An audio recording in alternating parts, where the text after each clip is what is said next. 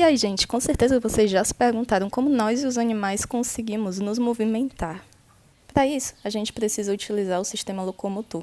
Ele é composto pelas articulações, pelo esqueleto e pelos músculos, que são exatamente o foco desse vídeo. Então, falando sobre o tecido muscular de uma maneira um pouquinho mais geral, dá para dizer que ele está relacionado principalmente com a locomoção, mas também com os batimentos cardíacos e movimentos como o peristaltismo, dentre outros, que os nossos órgãos internos fazem. Existem 3 tipos de tecido muscular. O estriado cardíaco forma o miocárdio e é responsável pelos batimentos cardíacos e pelo bombeamento de sangue. O liso proporciona motilidade para o peristaltismo, esvaziamento da bexiga, constrição da pupila e parto. E por último, o tecido muscular estriado esquelético, que é o responsável pelos movimentos voluntários do esqueleto. Ele é o foco do nosso vídeo. Então, bora começar falando da origem dele. Em algum momento do seu ensino médio você deve ter visto essa figura. São os 3 folhetos embrionários e o músculo é derivado do mesoderma, que é esse laranja. O fundamental deles é produzir movimentos e gerar força. Todo o tecido é formado por células, e as células do tecido muscular estriado esquelético são chamadas de fibras musculares. Elas são formadas pela fusão de células precursoras, que são chamadas miócitos. Então, por isso, elas são longas e multinucleadas. A organização das fibras talvez possa ser um pouquinho confusa. Essa parte riscada é a fibra, como se a gente ainda não tivesse desenvolvido completamente todas as suas estruturas. Como qualquer outra célula, temos o núcleo e uma membrana plasmática, que nesse caso é o sarcolema.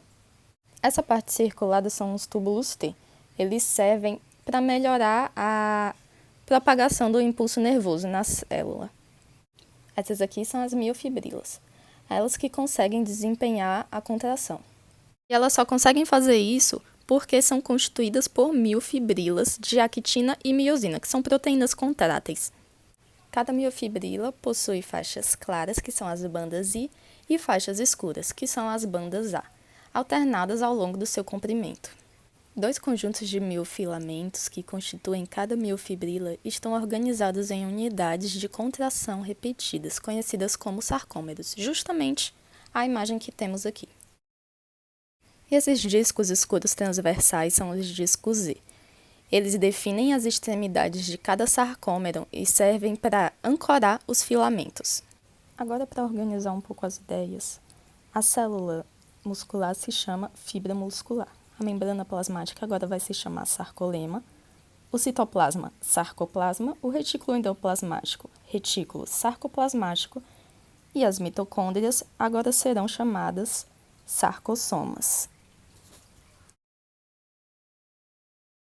Além disso, ainda temos os túbulos T, que são as invaginações do sarcolema, e eles se comunicam com o retículo sarcoplasmático, justamente para facilitar a propagação do impulso nervoso.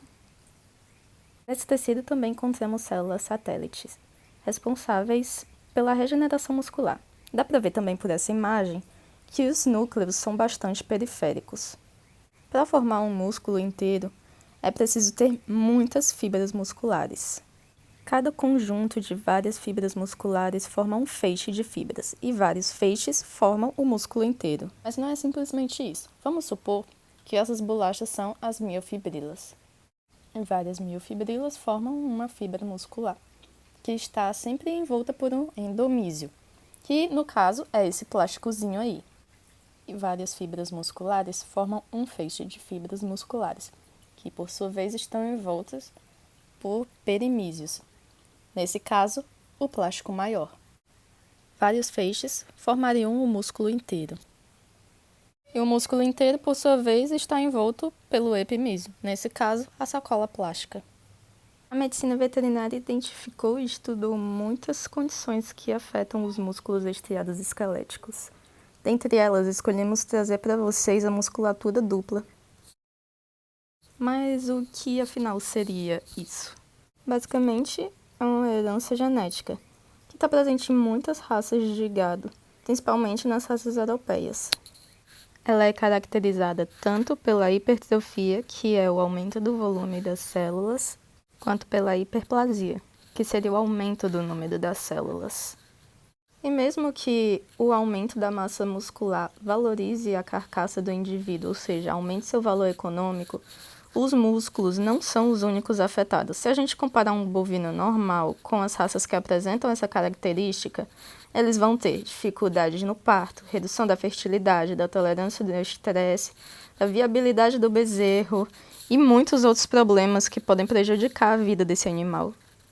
Antigamente, a gente achava que essa herança era resultado da interação entre 2 genes, o que nos daria 9 possibilidades de genótipos e 4 fenótipos. Mas, atualmente, com algumas pesquisas em relação ao assunto, identificamos que apenas um fator está envolvido nessa herança. E é justamente esse cara aqui, o GDF8, também chamado de miostatina. Ele se expressa especificamente no músculo estriado esquelético, inibindo o crescimento da musculatura. Então, o indivíduo que é afetado tem esse gene inativo, e o que vai acontecer é que essa musculatura vai se desenvolver muito além do que é esperado para um indivíduo normal. Se compararmos um indivíduo normal e os bovinos de musculatura dupla, os últimos vão apresentar cortes com maior valor de mercado, uma vez que eles apresentam músculos aumentados e quantidade reduzida de gordura, tanto a subcutânea quanto a intermuscular. A parte do corpo mais evidente, com certeza, é a traseira. A anca tem uma aparência um pouco mais inclinada e a cauda é mais ligada ao corpo. E o seu início é um pouco mais proeminente e bem definido. O aumento da massa muscular e a redução da gordura provocam esses sulcos mais bem definidos, que deixam o animal parecendo que é crossfiteiro que tomou bomba.